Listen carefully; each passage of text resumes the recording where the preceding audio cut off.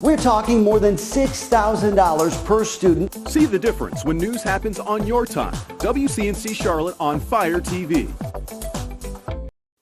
That's right, guys. We got an email from a viewer, Candace Moore, which says in part, quote, "My son is going through puberty and he will turn 12 years old in March. Should he wait until his birthday to get the adult COVID vaccine dosage?" Our sources are the CDC and Dr. Natasha Bouillon with One Medical. The CDC currently recommends that children over the age of 5 get vaccinated with a smaller dose for those kids under the age of 12. But should you wait if you're like Candace Moore and have a child approaching that 12th birthday? And the answer is the child should be vaccinated as soon as possible, and there's no reason to wait. See, the vaccine is based on the projected immune response, developing those all-important antibodies that provide us protection. Bouillon says getting the shot helps your kid get that protection earlier, and it also may make it easier on them for another reason: side effects. With the lower dose of the 10 micrograms for children, we do end up seeing less side effects in children. So we can verify that even if your child is about to turn 12, don't wait. Getting vaccinated now will get them protected earlier and may lead to fewer side effects. You know, my basic take-home message to parents is make sure that you get your child vaccinated as soon as possible, and to get the dosing that's appropriate for their age at that time. Have something you want us to verify? Call, email, or text us. Michael Doudna, 12 News.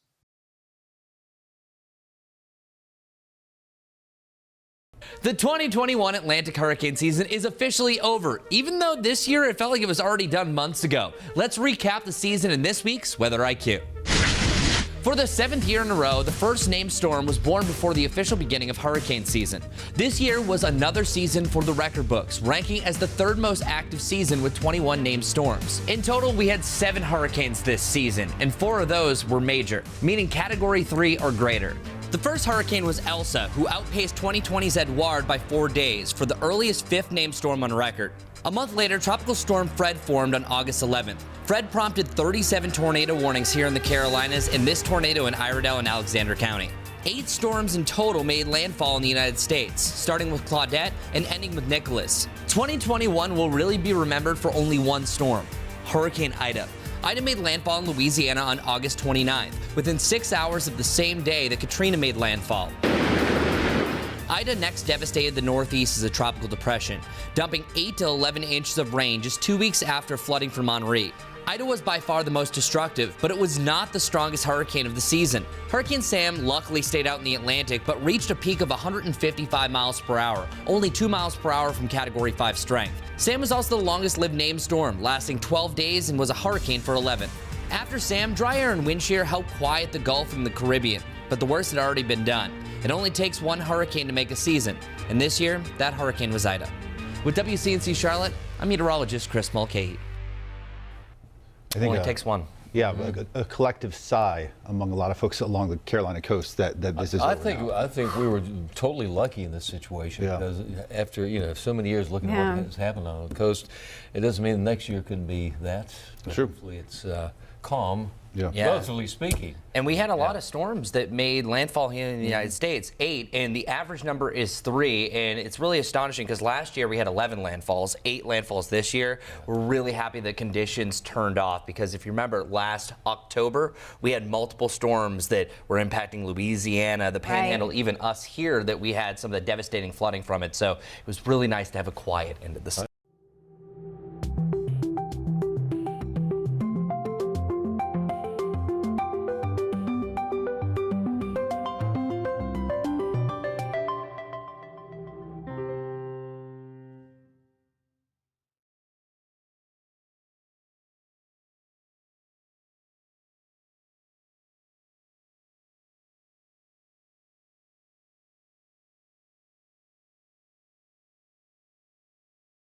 Now at 5:30, some local parents are saying enough is enough when it comes to gun violence. Tomorrow, moms and dads will take to the streets of uptown Charlotte for the 2nd annual Mega Mommy March. They will be marching with a message to prevent more children dying from senseless acts of violence. And WCNC Charlotte's Kendall Morris explains why their mission is so urgent. Many of the parents who plan to take part in this march at Marshall Park know exactly what it is like to lose a son or daughter to gun violence. They don't want to see another family go through the pain and heartbreak of what they've experienced, which is why they're raising their voices now. When 7 Doggett remembers her son Kyrie, she focuses on the good memories. He was a character. He was funny. He was a dad of 3. He was a brother. He was an uncle. Kyrie Doggett lost his life to gun violence at the age of 25 in August 2017. Police finding Doggett inside a vehicle off Independence Boulevard with gunshot wounds. CMPD arresting several people in connection to his death. I hear a lot of people say, hey, it gets better, as time goes on. It doesn't get better. It just gets a little more bearable, but it doesn't get better. His mother is now taking her grief to the streets of Charlotte, last year hosting the first Mega Mommy March. Let's fill up a street, because there's a million moms that have lost children. Let's be involved. The message is clear. Get young people to think before pulling the trigger. When you take someone's life, you just don't take them. You take an entire family. This mother not letting her son's life and legacy end with tragedy. The date that he was taken from me was not the end of his legacy, but it was the start of his legacy, as his mom will say his name forever. Urging others to join her on the streets of Charlotte to put an end to the senseless violence that has taken too many lives. The march starts at 10 a.m. here at Marshall Park on Saturday. In Uptown, Kendall Morris, WCNC Charlotte. Important message to get out. We've seen plenty of cold days over the last few weeks, and with the official start of winter now here, medical experts say we are now in peak cold and flu season. But just how much worse are winter months compared to warmer summer months? Wake Up Charlotte's Megan Bragg verifies. So now is the time where you start to see those cold and flu commercials ramp up. But do people actually get more colds in the winter months compared to the summer? Let's verify. Our sources, family physician Dr. Carla Robinson, Johns Hopkins Medicine, and the CDC. According to Johns Hopkins Medicine, respiratory illnesses are more common in colder months. Dr. Robinson agrees. They are more common. That isn't something that we're imagining. It is, in fact, true. Johns Hopkins Medicine points to several different reasons. More people are inside because it's colder out, and the cold, dry air may weaken resistance. Dr. Robinson says some viruses are more stable in colder weather and survive better. She also says nasal passages are drier during cold weather, and decreased humidity likely increases infections. Plus, more time indoors around people can increase the chances of getting an infection. We're more likely to come in contact with someone who may be infected with some sort of upper respiratory virus. The CDC also tracks flu numbers, which always are at their peak during the winter months. So we can verify that, yes, colds are more common in the winter months. With your Verify, I'm Megan Bragg. Time now for another check on our weather. KJ, we were talking earlier about the sunshine was nice today, a little chilly, but what can we expect as we head into our work week later on?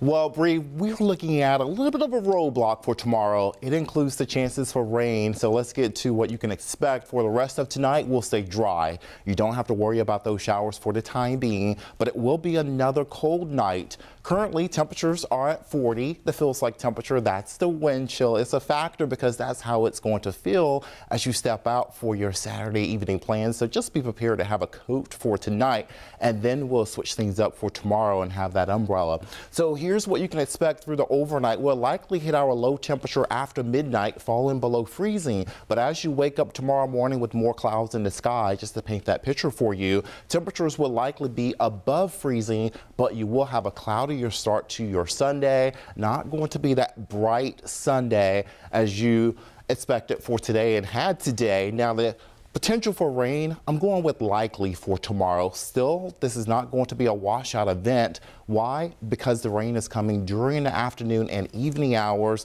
So just have a plan B if you were intending to have anything going on outdoors for your Sunday afternoon and Sunday evening. So let's go play by play for tomorrow. This is Futurecast, just to give you an idea of what to expect. So once you wake up tomorrow morning, if you are an early riser like myself, 6, 7 a.m., we're looking at cloudy skies, temperatures in the mid to upper 30s to start your day. As we move throughout the day, notice how we'll have mainly dry conditions overall, not expecting any type of frozen precip for tomorrow, especially with temperatures coming in the mid 40s through lunchtime. And we'll continue to see this warm up, especially with the flow coming in from the south and southwest.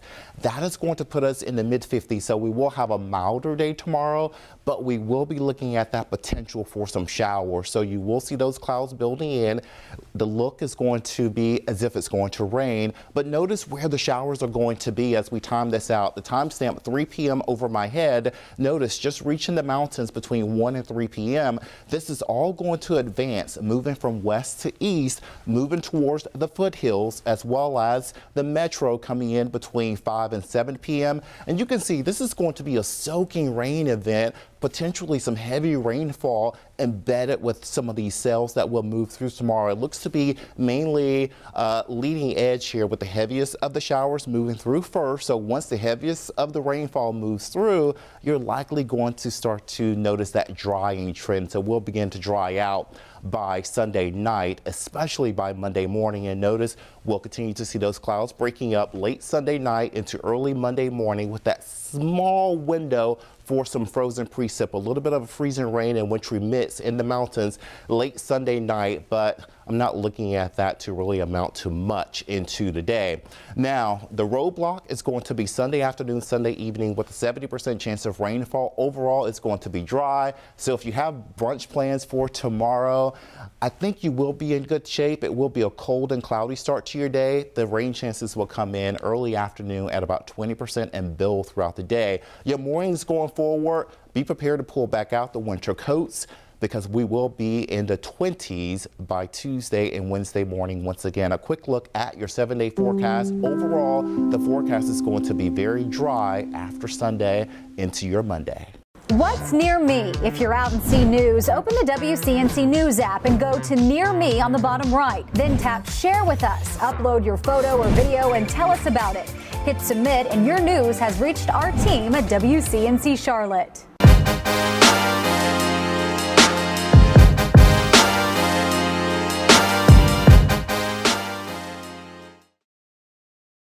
And tonight we have new information in the incident at a North Carolina ski resort that sent 2 people to the hospital after a hydrant broke. Guests sharing this video from Beach Mountain Resort of water gushing out of a fire hydrant, pushing people out of their lifts. WCNC Charlotte's Indira Esquiva joins us from the newsroom with more about how all this happened. With fresh snow on the ground, this weekend felt perfect for a ski trip, but it turned into an emergency when Beach Mountain Resort says a guest skied into a water hydrant. Emma Lapinto was celebrating her birthday at Beach Mountain Resort on Friday. She says she was on a lift with a friend when water burst from a hydrant and sent her and her friend flying down. All I can remember is seeing the metal bar that comes down just fly up, and then I just remember seeing myself in the air, and then next thing I was face first, almost belly flop down however many feet. I want to say at least 20. I wouldn't have jumped it. Beach Mountain Resort said a person skied into a hydrant on Friday, causing the water to gush out. That skier was okay, but 2 others were taken to a hospital with non-life-threatening injuries. Lapinto says her injuries from the fall include bruises all over her body and an air bubble in her chest. But my whole left side is just in so much pain. My neck, I can move it left and right, up and down hurts. My shoulder and chest pain is really bad. Tim Williams watched the incident unfold. He says people tried to help as freezing cold water sprayed into lifts. The problem was when they stopped the lift, in one of the videos, they stopped a chair directly above the water. When that happened, it was pretty hard to watch. It was a birthday Lapinto won't ever forget. I was there for a good time and everything, and then just It was like my life in front of my eyes, like so quickly. A spokesperson said Beach Mountain Resort is operating on its regular schedule today. Brianna? You can imagine with all of these case spikes we're seeing, the hottest ticket in town these days is a COVID test. Take a look at this. This is the line of cars at that StarMed testing site along Tuckasegee Road. Look at that. That line actually spilled into the street before testing even opened for the day. And it was like this all day long. Got to keep this in mind, too, whenever there is a hot commodity in short supply, for example, like testing right now, criminals are going to try to take advantage of that situation. And Ben Thompson is trying to keep you from asking, where's the money? He's showing you how to dodge those scammers. New COVID cases now rising by as much as 500% in the Carolinas over the past week. But do not let your quest for a test steer you right into the clutches of a con artist. Access to COVID tests reaching a crisis point. At-home kits sold out nearly everywhere. And those are the times that scammers really love, when they know that they're going to have people who are, desperate and vulnerable. Liz Coyle is executive director of consumer advocacy group Georgia Watch. She says people should be wary of anyone offering a COVID test in exchange for money or personal information, something she's witnessed herself. And they had a table set up, some clipboards, and said, hey, would you like a free COVID test? And they wanted you to fill out paperwork that had your name, your address, your birthday, all of your health insurance information. I would be very highly suspicious of those. People who are desperate might fall for that. So what could a scammer do with that kind of information? A lot of really scary things. They could get health care with your identity. They could open up a credit card in your name, get a fake ID with your identity information. And other officials are issuing similar warnings, saying scammers posing as COVID testers are even going door to door. Another red flag to look out for if someone tries to charge you for a test. Nobody should be paying $300 or anything right now for COVID testing. If you are charged for a test, you can dispute it by calling your insurance provider. You may even be able to be reimbursed for any home test kits you purchase. President Biden announced a new emergency plan to make tests free and more accessible. That plan also expected to strengthen those reimbursement requirements. But implementation is still a few weeks out. If you're looking for an at-home test kit from the federal government, you're going to have to wait until January. In the meantime, be on high alert. Ben Thompson, WCNC Charlotte. Where's the money? WCNC Charlotte answers that question every day. We're here to make a difference. Email money to WCNC Charlotte and ask, where's the money? And health officials in our area are working to slow the spread of the virus. Mecklenburg County Public Health gave out 35,000 free at-home COVID tests and over 20,000 masks to people here in Charlotte. There were sites set up at the Philip O'Berry Academy and Academy of Technology, as well as the Bojangles Coliseum. WCNC Charlotte Shamaria Morrison shares why the free tests come at a very vital time.